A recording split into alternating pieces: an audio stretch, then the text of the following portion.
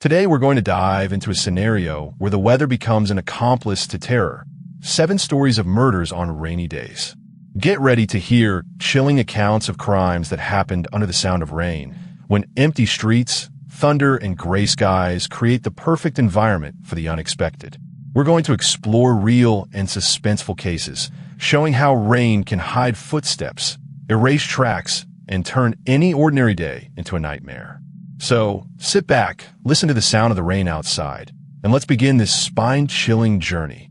Oh, and before the weather gets bad over there, take the opportunity to subscribe to the channel, activate the bell, and leave your like. This helps the channel a lot and ensures that you don't miss any scary content like this. Let's go. 1. The Red Umbrella. London, March 2022. It was a night of incessant rain, the kind when the streets seem deserted and the streetlights dissolve into reflections in the puddles. Emily Carter, 24, left work shortly after 10 p.m., hurrying along the Camden Town pavement. She was wearing mostly dark clothes, carrying a small bag, and tried to protect her cell phone from the water as she told her mother she was on her way home. Emily was cautious, avoiding shortcuts, and always taking the best-lit route. But that night, the storm and the icy wind made her seek shelter under the awnings, deviating from the usual flow. Security cameras captured Emily walking alone, looking back a few times, perhaps bothered by the sound of her own footsteps or the feeling that she was being watched. At 10:37 p.m., she appears at the corner of a side street, where a man holding a red umbrella approaches her. He is tall, wearing a black overcoat, and keeps his face partially hidden by the brim of his hat. They exchange a few words, and, after a brief moment of hesitation, Emily accepts the invitation to share the shelter of the umbrella. The two walk together until the entrance of a narrow alley, where they disappear from the footage. From that point on, Emily was never seen again. Her mother found it strange that she was late and tried to contact her several times, but there was no response. The next morning, the police were called. The search began immediately. Teams scoured the area, questioned shopkeepers, and reviewed hours of camera footage. No sign of Emily or the man with the red umbrella. Only one of her earrings was found near a manhole cover in the alley, next to a pool of blood that had already been diluted by the rain. The investigation revealed that in the last 2 years, 4 other disappearances had occurred under similar circumstances, always on stormy nights. The victims were young women, last seen walking alone, and, in at least 2 cases, accompanied by a stranger with a red umbrella. The security footage never clearly captured the man's face, and he seemed to be well aware of the camera's blind spots and quieter hours. The case gained prominence in newspapers and on social media. Local residents began to avoid going out at night on rainy days. Groups of volunteers organized patrols and awareness campaigns, but fear spread. The police stepped up patrols, but found no new leads. The red umbrella became a symbol of alert and paranoia. Reports of sightings multiplied, many of them unfounded, fueling collective panic. Emily's family was plunged into despair. Her mother, Sarah, gave emotional interviews, asking for information and offering rewards. Her father, Mark, spent nights combing streets and alleys, putting up posters and talking to residents. Friends set up social media pages and pressed authorities for answers. The pressure prompted police to reopen old cases and cross-reference missing persons data from neighboring neighborhoods. During the investigation, reports emerged of women who had been approached by a polite man who always offered them shelter under a red umbrella on rainy nights. In all cases, the man seemed to know details about the victims' routines, as if he had been watching them for days. Some were able to refuse and move on. Others accepted, and luckily, nothing happened. But the pattern was clear. The predator chose rainy nights, poorly lit alleys, and lonely victims.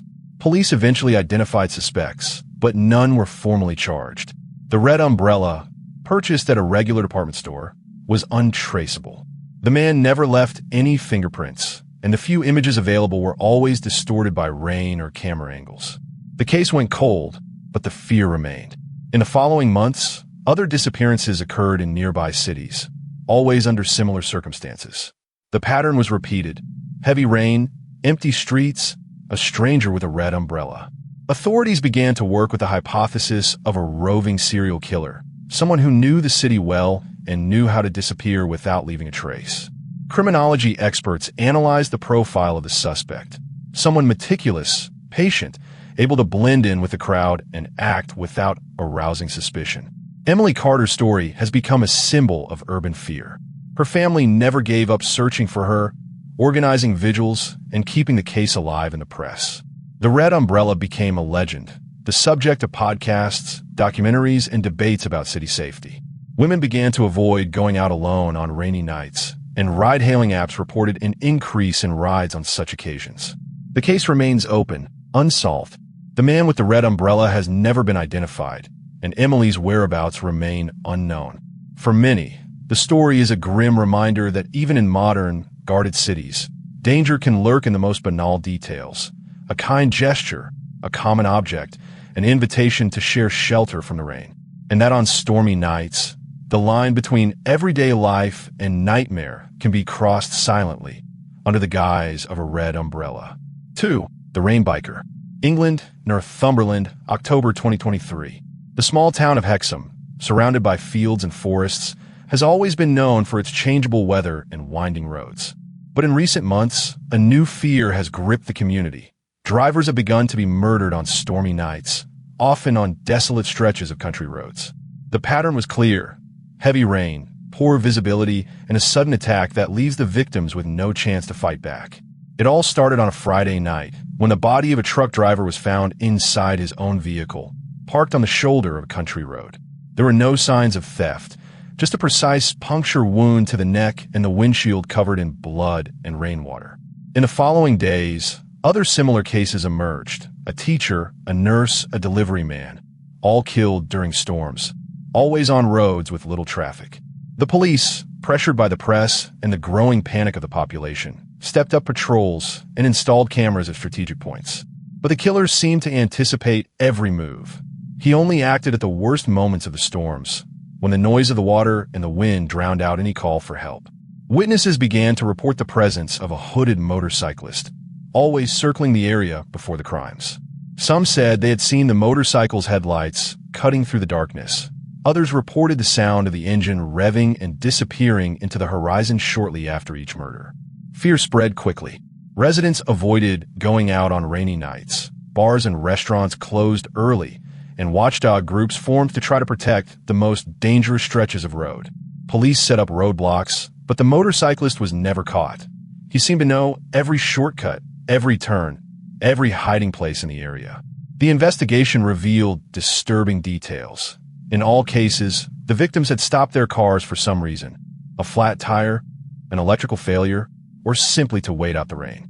The killer struck quickly and with surgical precision, leaving no trace other than the motorcycle tire tracks in the mud, and, in some cases, a note that read, "No one escapes the rain." Experts concluded that the killer likely had military training or hunting experience, given the cold-bloodedness and efficiency of his attacks. Tensions reached a fever pitch when, on a stormy night, an undercover police officer tried to use a decoy car on one of the most dangerous stretches of the road. The operation nearly ended in tragedy. The officer was attacked but barely survived, managing only a brief glimpse of the attacker: a tall man wearing black gloves, a mirrored helmet, and a dark raincoat, who disappeared into the forest before backup arrived. The case gained national attention, with news crews camping out in the city and criminology experts trying to profile the Rain Biker. In the following months, the murders continued, always on stormy nights. The city went on permanent alert. Families changed their routines.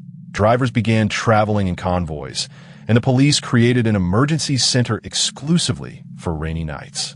Even so, the killer remained unpunished, defying the authorities and fueling collective terror. The traumatized community began to speculate about the identity of the criminal. Some believed he was a local resident bent on revenge. Others said he was a disturbed ex-military man or even a truck driver who knew the schedules and routes of all the drivers in the area. The police arrested suspects, but they were all released due to lack of evidence. Fear and paranoia took over the city. Any motorcycle seen in the distance was cause for panic, and the sound of an engine revving during the rain became synonymous with death. The case was never solved. The Rain Biker vanished as suddenly as he had appeared, leaving behind a trail of bodies, broken families, and a community scarred by fear. The roads of Hexham were never the same again. To this day, drivers avoid traveling at night when the rain begins to fall, and the mystery of the hooded killer lingers like a shadow over the town. The story, based on real-life accounts and police investigations, has become the subject of documentaries, podcasts, and debates about safety in rural areas. Experts highlight the cold-bloodedness and planning of the killer, who used the weather and the isolation of the roads to his advantage, exploiting the fear and vulnerability of his victims. For the residents of Hexham, the Rain Biker is more than just an urban legend. He is a constant reminder that, even in the quietest places, danger can arise on the darkest nights, and that in the rain, no one is truly safe. 3. The fifth floor window. Hamburg, Germany, October 2023. The Eimsbütteler Chaussee apartment building has always been considered a safe haven, home to families, young professionals, and retired seniors. But over the past 6 months, a series of gruesome murders have turned the building into a collective nightmare. The pattern has always been the same. On nights of heavy rain, someone is found dead in one of the apartments on the 5th floor with clear signs of a struggle and marks of a break-in. Fear and paranoia have gripped the residents, who have started to avoid leaving their homes as soon as the first drops of rain begin to fall. The first case, in May, appeared to be an accident. A 67-year-old woman was found dead in her 5th floor apartment, the window open despite the storm. The police initially attributed the death to a fall, but other cases soon followed. A foreign student, a couple of tourists, a lonely executive. All were murdered on rainy nights, always in apartments on the same floor. The killer seemed to act with surgical precision, choosing his victims and entering and leaving the building without being noticed. The residents' routine was slowly disintegrating. The building manager, Herr Klein, installed security cameras on every floor, especially in the elevator and stairwells. However, the images only added to the mystery. A man of average height, always wearing a dark coat and hat, was seen entering the building only during storms. He never used the elevator, but calmly climbed the stairs, his face hidden by the shadows and the brim of his hat. After each crime, he was seen leaving with the same calm, disappearing into the rain before anyone could confront him. The police intensified their investigation, but found no fingerprints or signs of forced entry. The killer seemed to know every detail of the building. He knew which doors creaked, which windows were unlocked, and even which apartments were empty. Residents began to suspect each other, and tensions mounted. WhatsApp groups were abuzz with theories. Was it a former resident seeking revenge? An employee of the building? Or someone from outside, obsessed with the building? Fear crept into everyday routines. Children began sleeping with their parents, the elderly avoided opening the door to strangers, and young professionals considered moving. The building manager organized emergency meetings, but the mood was one of widespread distrust. One resident reported seeing, during a storm, the silhouette of a man standing in front of the hallway window, staring intently at the door of the neighboring apartment. Another said she heard heavy footsteps coming up the stairs and muffled whispers coming from the hallway. But when she opened the door, all she found was an empty hallway and the sound of rain beating on the windows. The local media dubbed the killer the Rain Man. Sensationalist reports fueled fear, and the building was left nearly empty. Many moved out, others began sleeping outside on stormy nights. The building manager hired security guards, but to no avail. In October, during the worst storm of the year, another victim was found. A young lawyer, found dead with a window open, the wind and rain pouring into the apartment. The cameras again showed the man in the dark cloak climbing the stairs, entering the apartment, and leaving minutes later. Police discovered that in each case, the killer entered through a side door of the building, which was used only for deliveries and was rarely locked. He seemed to know exactly when to strike. He waited for the sound of rain to muffle the sounds, and he used gloves and tools to avoid leaving any traces. In one scene, a neighbor reported hearing footsteps in the hallway and seeing a shadow standing in front of the door, but when he opened it, he found only an empty hallway and the 5th floor window slamming loudly.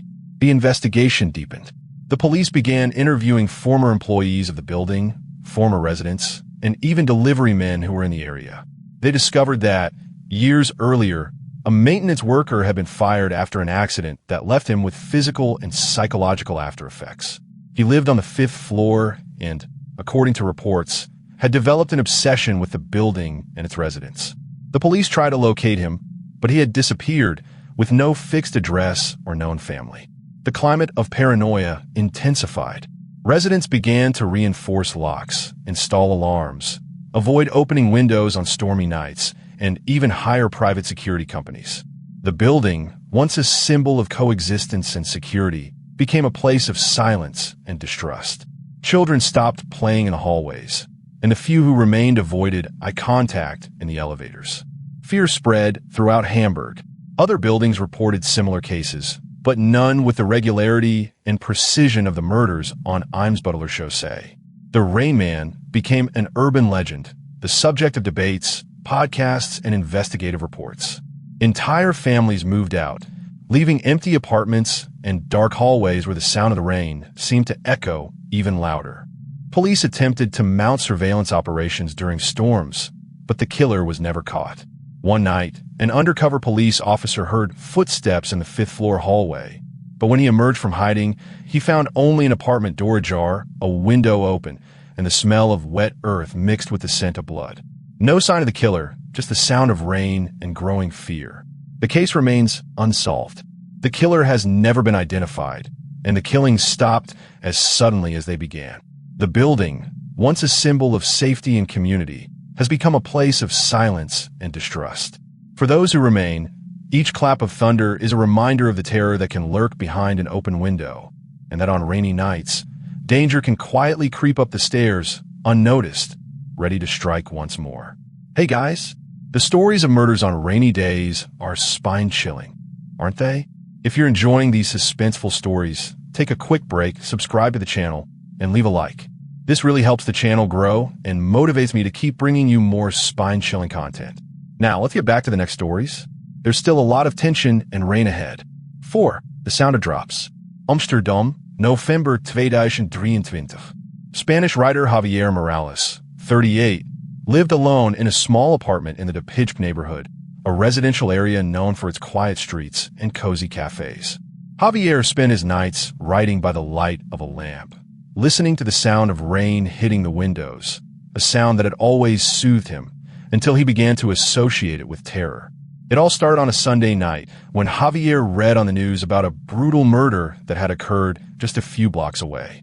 The victim, a young student, had been found dead in her apartment during a storm. In the following days, other similar crimes occurred, always on rainy nights. An elderly man, a tourist couple, a local artist. The victims were not apparently connected, but the pattern was clear. Every rainy night, someone in the neighborhood was murdered. Javier, fascinated by true crime stories, began writing down details of the cases, trying to find connections. He realized that every stormy night, he felt a growing uneasiness, as if he were being watched. He began to notice figures outside, silhouettes standing in the rain, and shadows moving between the streetlights. One night, as he was writing, he heard a soft knock on the door. When he opened it, he found no one there, only a soggy note. "Your eyes see too much." At first, Javier thought it was just paranoia fueled by isolation and overwork. But the notes kept coming. "You know what's going on. Stay away from the windows. I see you writing." Fear set in. Javier avoided going out at night and covered the windows with heavy curtains. Still, he felt watched, especially when the rain began to fall and the sound of the drops grew louder. The police investigated the murders, but found no concrete clues. The neighborhood security cameras only captured hooded figures, always on nights of heavy rain, when visibility was minimal. The killer seemed to know the victim's routines and the camera's blind spots well. Javier noticed that on every night of the crime, someone would prowl his building, stopping under the lamppost in front of his window. His fear turned into paranoia. He began sleeping armed with a kitchen knife and recording every suspicious movement in a diary. One night, during a particularly heavy rainstorm, Javier woke up to the sound of raindrops that were louder than usual.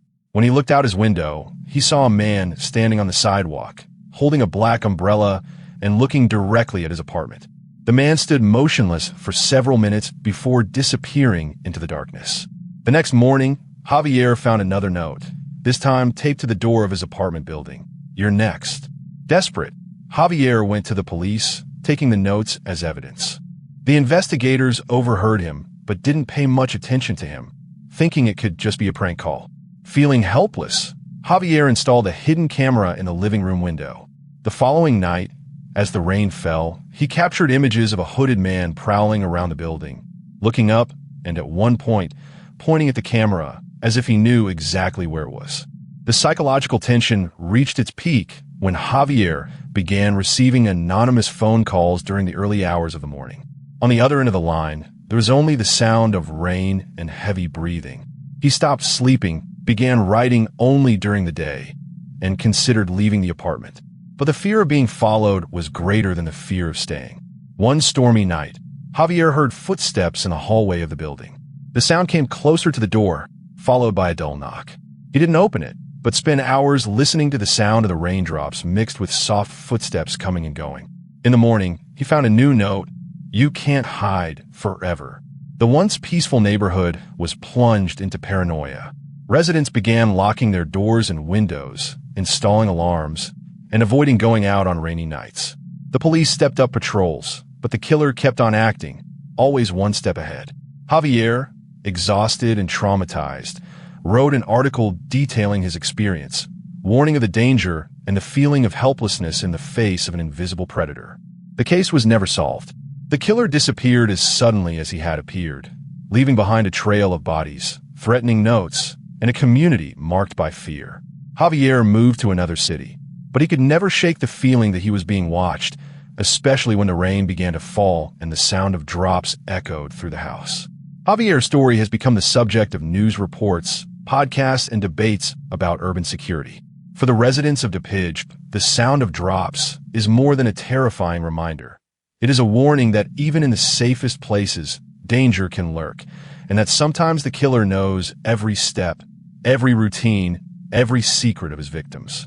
5. The Night Passenger. Lyon, France, November 2023. Autumn was approaching with constant storms, and the city streets were almost deserted whenever the rain fell heavily. It was on these nights that ride-hailing drivers, seeking to increase their revenue, accepted rides to remote neighborhoods, trusting in the safety of the system and their work routine. But in the space of a few months, 4 drivers disappeared without a trace, all during intense storms. The police, pressured by family members and the press, began an investigation that soon revealed a disturbing pattern. The first case involved Karim, a 41-year-old father of 2 who left for work on a rainy Friday and never returned. His car was found days later on a country road, with the doors wide open, the driver's seat stained with blood, and his cell phone smashed on the asphalt. There were no signs of struggle at the scene, but footprints in the mud indicated someone had walked into the nearby woods. Police initially thought it was a robbery, but nothing had been taken. Weeks later, during another storm, young driver Pierre, 28, accepted a ride to the St. Fons neighborhood, an industrial and poorly lit neighborhood. Traffic cameras caught his car entering the area, but never recorded him leaving. The vehicle was found abandoned in a parking lot, its GPS and dashboard destroyed. Investigators noted that in both cases, the passenger had used the same name on the app, Antoine L. The news spread quickly among drivers, who began to avoid going to remote neighborhoods on rainy nights. Even so, 2 other disappearances occurred under identical conditions: a storm, a run to outlying areas, and the same false name. The cars were always found in isolated locations, with signs that the driver had been surprised and quickly subdued. In one of the vehicles, the police found a handwritten note: "You shouldn't have come." Tensions mounted among industry professionals. Groups of drivers set up alert networks, sharing information about suspicious passengers and dangerous routes. Fear was palpable, and many began working only during the day. The transportation company tried to reassure employees, but there was little they could do in the face of the growing mystery. The police investigation focused on the profile of Antoine L. They discovered that the user used disposable phone numbers, temporary emails, and prepaid credit cards, making it almost impossible to trace his identity.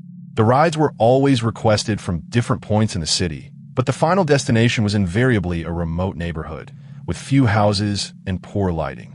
The times of the calls coincided with the height of the storms, when there was little traffic on the streets and the chance of witnesses was almost nil. Police reviewed hours of security camera footage, but the passenger was never clearly captured. In one video, only a hooded silhouette appears as he enters the car. In another, a black umbrella covers the suspect's face. Witnesses reported seeing a tall man in a dark coat waiting in the rain at taxi ranks, but no one could describe his face. In each case, the victims appeared to have been lured into a carefully planned ambush. The local press dubbed the criminal the night passenger. Sensationalist reports fueled fear, and the city was thrown into a state of paranoia. Ride-hailing apps reported a drop in a number of nighttime rides, and drivers began requiring additional identification for passengers. Police set up surveillance operations in suspicious neighborhoods, but the criminal seemed to anticipate every move, changing his route and strategy with each storm. The case gained national attention. Criminology experts highlighted the cold-bloodedness and planning of the killer, who used the weather and the isolation of the streets to act without being seen. The possibility of a serial killer who preyed on drivers on rainy nights mobilized public opinion, and the victims' families organized protests and vigils. The transportation company offered rewards and support for the investigation, but fear persisted. In an attempt to capture the criminal, the police used undercover drivers in decoy cars equipped with hidden cameras and trackers. During a particularly heavy rainstorm, one of the officers accepted a ride to St. Fons from Antoinelle. The passenger got into the hooded car, remained silent, and asked to be dropped off at a dead-end street. Upon arriving, he pulled out a knife, but the officer reacted quickly and managed to restrain him. However, the man managed to flee into the darkness, leaving behind only his soaked coat and a fake ID card. The police analyzed the material found, but were unable to make any progress in identifying the perpetrator. The criminal disappeared for months, and the murders stopped. However, reports of drivers being chased by suspicious passengers on rainy nights continued to emerge in other cities in France and even in neighboring countries. The night passenger became an urban legend, the subject of debates, podcasts, and investigative reports. The case remains unsolved. The victims' families have never given up on seeking justice, organizing awareness campaigns, and pressuring authorities for answers. For ride-hailing drivers, each storm is a reminder of the unseen danger that can lurk on a nighttime ride, and that in the rain, anonymity can be the most lethal weapon of all. 6. The Soaked Coat. Oxford, England, October 2024. The university campus, known for its historic atmosphere and immaculate gardens, has become the scene of a series of murders that have terrified students and faculty alike. It all began one stormy night when the body of a biology student was found near the lake, with signs of strangulation and a waterlogged man's coat neatly folded next to her. Police initially treated the case as an isolated crime, but soon noticed a disturbing pattern.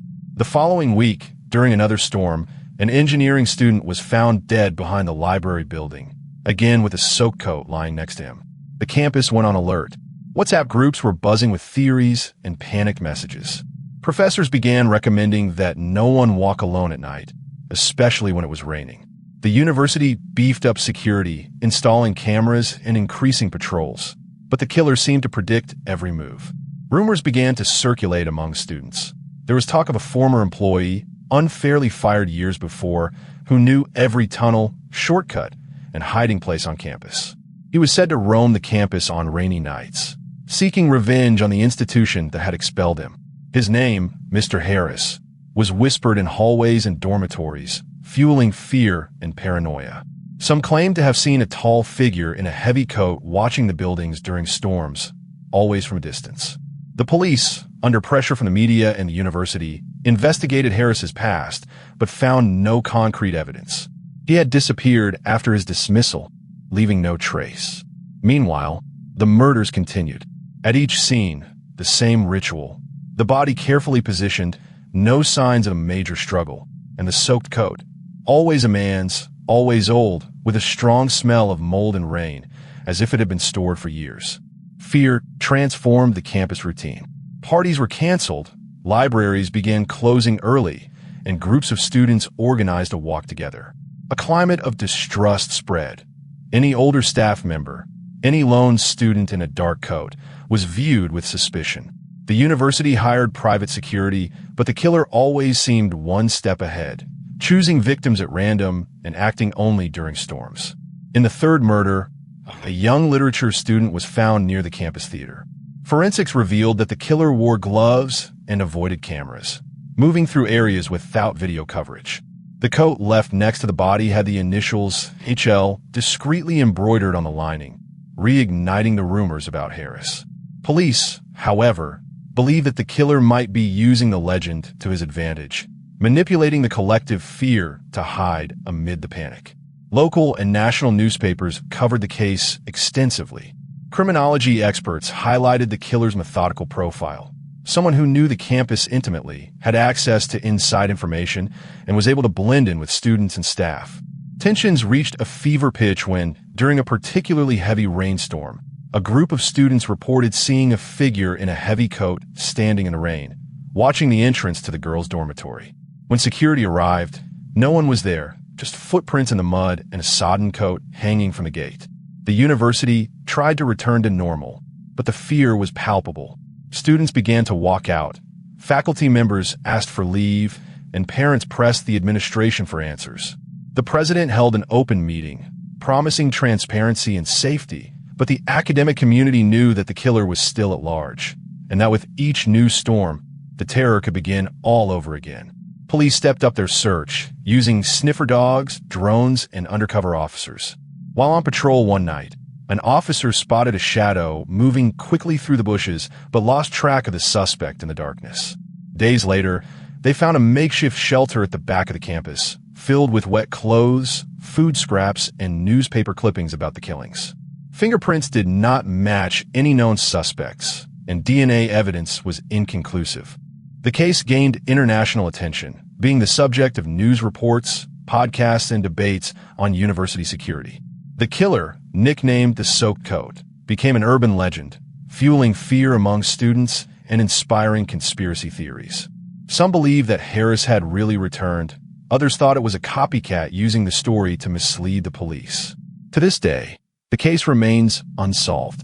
The killer has never been identified, and the killings stopped as suddenly as they began. The Oxford campus, once a symbol of tradition and security, now bears the shadow of rainy nights and empty hallways. For those who lived through the terror, each clap of thunder is a reminder that even in the most sheltered places, danger can lurk beneath a sodden coat, and that on stormy nights, no one is truly safe. 7. The Last Refuge. France, Normandy countryside, November 2023. A violent storm was sweeping the country roads, turning the night into a maze of lightning and puddles.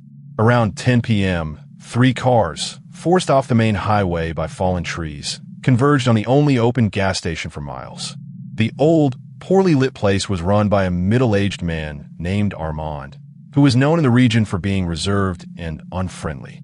The travelers, a German couple, a Spanish truck driver, and 2 young Frenchmen returning from a festival, were simply seeking shelter until the storm passed. The gas station had a small convenience store, a makeshift waiting room, and outdoor restrooms. The atmosphere was cold, damp, and eerily quiet, punctuated only by the sound of rain pelting the tin roof and the wind howling between the gas pumps. Soon after the last group arrived, the lights began flickering. Armand explained that power outages were common during storms, but he assured them that the generator would keep the basics running. The travelers' cell phones were dead, and the gas station's Wi-Fi, Armand said, had been down for weeks. The store's radio was only transmitting static. The isolation was nearly absolute. Tensions grew when, upon trying to call for help, the truck driver realized that all the phone lines were dead. The German couple tried to leave to find other shelter, but found the parking lot gates locked from the inside. The now trapped group began to wonder if the storm was the least of their problems. For the first hour, they tried to distract themselves by talking, but soon noticed disturbing details. Security cameras pointed at every corner, locked internal doors, and the constant feeling of being watched. The German couple decided to explore the station in search of an alternative exit, but found only dark corridors and emergency doors blocked by iron bars. In a locked room, they saw, through the crack, personal objects, bags, backpacks, coats that seemed to belong to other travelers. Tensions flared when the power went out completely. The generator, which was supposed to provide power, was manually turned off. The station was plunged into total darkness, except for brief flashes of lightning that revealed silhouettes moving among the shelves. The group tried to gather together, but found that someone was separating them, locking doors and blocking passages. Muffled screams echoed from the outside bathroom, where one of the young Frenchmen had gone to wash his face. When they finally managed to break down the door, they found only a pool of blood and the young man's cap. Desperation took over. The truck driver tried to use the truck's radio, but found the wires cut. The German couple, in panic, tried to break down the window of the waiting room, but iron bars prevented any escape. The second young Frenchman, trying to escape through the warehouse, disappeared into the darkness, leaving behind only a trail of blood and footprints in the mud. The truck driver and the couple, now alone, hid behind the store counter, hearing heavy footsteps and the sound of keys jingling. Armand, who had been absent until then, appeared in the hallway, holding a flashlight and a machete. His gaze was cold and methodical. He turned off the fire alarm and began manipulating the power panel, isolating sections of the station and guiding the victims like rats in a maze. Amidst the chaos, the truck driver managed to find a screwdriver and tried to force open the back door. The German couple, hiding in a closet, heard Armand whispering phrases in French, as if he were talking to someone invisible. The storm outside seemed to be getting worse by the minute, drowning out any cries for help. The climax occurred when the injured truck driver managed to open a passage to the external storage area. There she found the remains of suitcases, documents, and cell phones belonging to other missing people. When she tried to escape, she was surprised by Armand, who attacked her. She fought with all her strength, managed to injure him, and escaped to the yard, where she was found by a highway patrol called by a truck driver who was surprised by the silence at the station. The police raided the premises and found the German couple in a state of shock, locked in the women's bathroom. The bodies of the two young French men were found in the basement, along with other remains and belongings of previous victims. Armand was arrested, but never confessed to the crimes, remaining silent throughout the trial. The case gained international attention, becoming a symbol of the hidden dangers of nighttime travel and the terror that can lurk in seemingly ordinary places. The station has been sealed off, but reports of lights on and shadows at night continue to come from drivers who pass through the road during stormy weather. For those who survived, the memory of that night is a reminder that sometimes the last refuge can be the deadliest, and that, in the rain, the real danger may be waiting inside. And so we come to the end of our 7 horror stories involving murders on rainy days. So, which one scared you the most? Will any of them make you look at the next storm differently? Tell us in the comments which one was your favorite. If you enjoyed this dive into the darker side of rainy days, don't forget to leave a like. This really helps the channel grow and encourages me to bring you more hair-raising stories. And if you're not a subscriber yet, take advantage now to subscribe and activate the bell